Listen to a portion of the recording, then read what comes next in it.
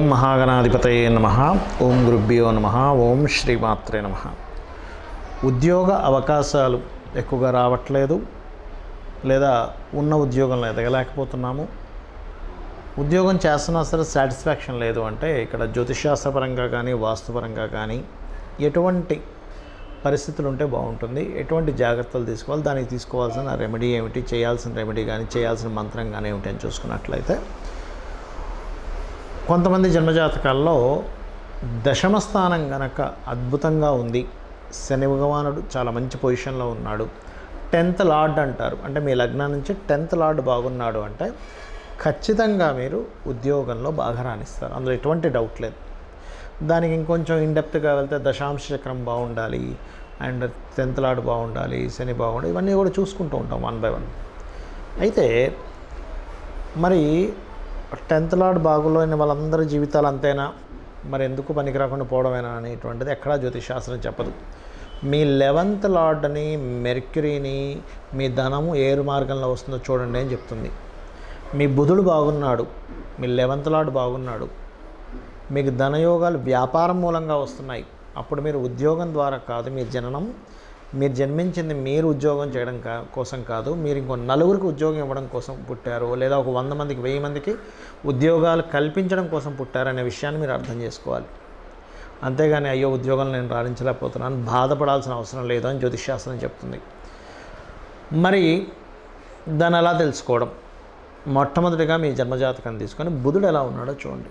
బుధుడు పాడవలేదండి, ఫైన్. మహాదశ కూడా వ్యాపారం ద్వారా ధనయోగాలు ఇస్తుంది, అది ఫైన్.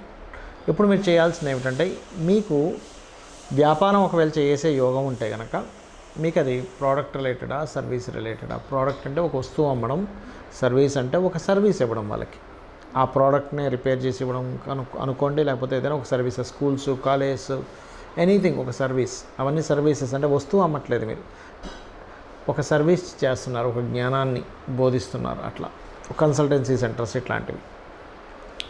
ఇప్పుడు అబ్రాడ్కి వెళ్ళాలి, అబ్రాడ్కి వెళ్ళడానికి కావాల్సినటువంటి దాన్ని మీరు సమకూరుస్తారు, ఒక స్టూడెంట్కి కావచ్చు, ఒక వీసా చేసి ఇవ్వడం, ఇవన్నీ కూడా ఏంటంటే ప్రోడక్ట్స్ కాదు, సర్వీసెస్, గుర్తుపెట్టుకోండి. అయితే ఇక్కడ మీకు గనక మీ ధనాధిపతి కానీ మీ బుధుడు కానీ లగ్నానికే కనెక్ట్ వస్తే, మిమ్మల్ని మీరు ప్రొజెక్ట్ చేసుకుంటూ, అంటే ఒక సినిమా యాక్టర్స్ ఉంటారు, వాళ్ళకి అది పనికి వస్తుంది. ధనాధిపతి ధన సంబంధించిన దాని మీద అంటే చిట్ ఫండ్ 6వ స్థానానికి 2వ స్థానానికి కనెక్టివిటీ వస్తే చిట్ ఫండ్ రిలేటెడ్గా, 3వ స్థానానికి సంబంధం వస్తే మీడియేటింగ్ ద్వారా, మధ్యవర్తిత్వం ద్వారా కలిసి వస్తూ ఉంటుంది. 4వ స్థాన సంబంధం వస్తే ధనాధిపతి వ్యాపారాల్లో, రియల్ ఎస్టేట్, కన్స్ట్రక్షన్. అయితే ఇక్కడ కన్స్ట్రక్షనా, భూమిని అమ్ముతారా ఏంటనేది మళ్ళీ దాన్ని సపరేట్గా చెక్ చేసుకోవాలి. 5వ స్థానం కనుక సంబంధం వస్తే క్రియేటివిటీ, మెడికల్ రిలేటెడ్.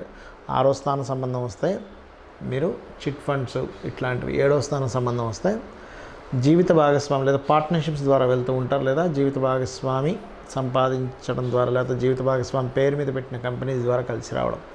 8వ సంబంధం వస్తే ఎక్స్రేస్, ల్యాబ్స్, రీసెర్చ్ రిలేటెడ్ ద్వారా డబ్బులు వస్తాయి. 9వ భావ సంబంధం వస్తే ఉన్న ప్రాంతం కంటే వేరే ప్రాంతంలో బిజినెస్లు చేయడం ద్వారా, లేకపోతే టీచింగ్ రిలేటెడ్ ద్వారా, ఇట్లాంటి వాటి ద్వారా ధనయోగం కలుగుతుంది. 10వ స్థాన సంబంధం వస్తే జాబ్ కన్సల్టెన్సీ సెంటర్స్. 11వ స్థాన సంబంధం వస్తే ఈవెంట్స్ మేనేజ్మెంట్. 12వ స్థాన సంబంధం వస్తే విదేశాలకు వెళ్ళి చేయడం ద్వారా, లేకపోతే ఇంపోర్ట్ ఎక్స్పోర్ట్ చేయడం ద్వారా ధనయోగం వస్తుంది. అంటే ఏమిటి? ఫస్ట్ ఆఫ్ ఆల్ మీ ధనయోగం ఎక్కడుందని తెలుసుకోండి. ఇంట్లో ఒక వస్తువు ఒక దగ్గర పెట్టాము, ఇంట్లో ఆ పలానా వస్తువు పలానా దగ్గర ఉంది అని తెలిసి డైరెక్ట్గా ఆ వస్తువుని తీసుకోవడం వేరు, అసలు ఆ వస్తువు ఎక్కడుందో తెలియక మీరు తికమక్క ఇల్లు మొత్తం వెతకడం వేరు. ఇదే మనం అందరం చేస్తున్న మిస్టేక్. అంటే మీ యొక్క ధనాధిపతి ఏ యోగాన్ని ఇచ్చే దాంట్లో ఉన్నాడు, ఇది రైట్ టైమా కాదా ఒక బిజినెస్ చేయాలంటే అనేది ఫస్ట్ తెలుసుకోవాలి. మరి వాస్తుపరంగా ఏమిటి, ఎందుకు పలానా ఇంట్లోకి వెళ్ళినప్పటి నుంచి మీకు ఫైనాన్షియల్గా కావచ్చు, ముఖ్యంగా కెరియర్ పరంగా ఎదుగుదల లేదు అంటే south is most important, and north కూడా. అంటే ఎలా అంటే నార్త్ ఎటువంటి విషయాన్ని చూపిస్తుంది? ఎంతోమంది అంటుంటారు, ఏమండి నేను చాలా రెజ్యూమ్స్ నేను పెడుతున్నాను, చాలా కంపెనీస్ తిరుగుతున్నాను, ఒక్క అవకాశం రావట్లేదు. నార్త్ బాగోపోతే మీకు అవకాశం రాదు. అదేవిధంగా మీ జన్మజాతకంలో 3వ స్థానం అంటే ఇంటర్వ్యూస్కి వెళ్ళి సక్సెస్ అయ్యేటువంటి యోగం మీద ఏదైనా పాపగ్రహం సంచారం జరుగుతూ ఉంటే కూడా మీకు ముందుకు వెళ్ళదు. అయితే ఇక్కడ మీరు అర్థం చేసుకోవాల్సింది, సౌత్లో కనుక మీకు టాయిలెట్స్ ఉన్నట్లయితే కూడా మీరు చేసేటువంటి ఉద్యోగంలో ఎప్పుడూ ఏదో ఒక ఆటంకం జరుగుతూ ఉంటుంది. లేదా మీ ఉద్యోగ కారకుడు అంటే మీ 10th లార్డ్ ఏదైనా పాపగ్రహాలతో ఉంటే కూడా మీరు సాటిస్ఫాక్షన్గా ఉండలేరు, ముఖ్యంగా కేతువుతో ఉంటే కూడా. అయితే ఇక్కడ మీరు అర్థం చేసుకోవాల్సినటువంటిది, సౌత్లో బాత్రూమ్ ఉందనుకోండి, దాన్ని తీసేయాల్సిన పని ఏమీ లేదు. దానికి ఒక చిన్న పట్టి, అది ఏ జోన్లోకి వచ్చింది, ఏ దేవత సంబంధమైన దాంట్లోకి అది కనెక్ట్ అయిందో చూసుకొని దానికి ఒక చిన్న పట్టి వేసి దాని యొక్క ప్రాబ్లమ్ని క్లియర్ చేసుకోవచ్చు శాశ్వతంగా. అయితే చాలామంది అడుగుతుంది ఏంటంటే, ఏమండి మేము కట్టేసుకోవడం నార్మల్గా కట్టేసుకుని దాని తర్వాత రెమెడీస్ చేసుకోవచ్చాగా అని అడుగుతూ ఉంటారు నాకు. నేను ఏమంటానంటే, మీరు కాలు విరగొట్టుకోవడం ఎందుకు, దానికి మళ్ళీ కట్టుకోవడం ఎందుకు? అసలు కాలే విరగొట్టుకోకుండా ఉంటే సరిపోతుంది కదా. మీరు నిర్మాణం చేసుకునేటప్పుడే పర్ఫెక్ట్గా నిర్మాణం మీరు చేసుకున్నారనుకోండి, ఆటోమేటిక్గా బాగుంటుంది కదా. కాబట్టి నేను చెప్పేది ఏంటంటే, నిర్మాణ సమయంలోనే కరెక్ట్గా నిర్మాణం చేసుకోండి. ఇంకా తర్వాత నిర్మాణం చేసుకున్న తర్వాత నాకు వాస్తు ఎక్స్పీరియన్స్ అవుతున్నాయండి అన్నప్పుడు ఇంకా తప్పదు. ఇంకప్పుడు దాని చికిత్స చేసినట్టే దానికి పట్టి వేయడమో, కలర్స్ ద్వారానో, వస్తువుల మార్పిడి ద్వారానో మనం చేసుకోవచ్చు. సౌత్ ఎక్కువ పెరిగినా కూడా ఉద్యోగ సంబంధించిన విషయంలో ఇబ్బంది వస్తుంది. సౌత్ ఎప్పుడు కొంచెం తక్కువ ఉండాలి నార్త్ కంటే, అంటే ఉత్తరం కంటే కూడా. ఈస్ట్ ఎప్పుడు కొంచెం ఎక్కువ ఉండాలి పడమర కంటే కూడా. సో నార్త్ ఈస్ట్ కించిత్ ఎక్కువ ఉండాలి, సౌత్ వెస్ట్ కొంచెం తక్కువ ఉండాలి. దీన్ని మీరు బాగా అర్థం చేసుకోండి.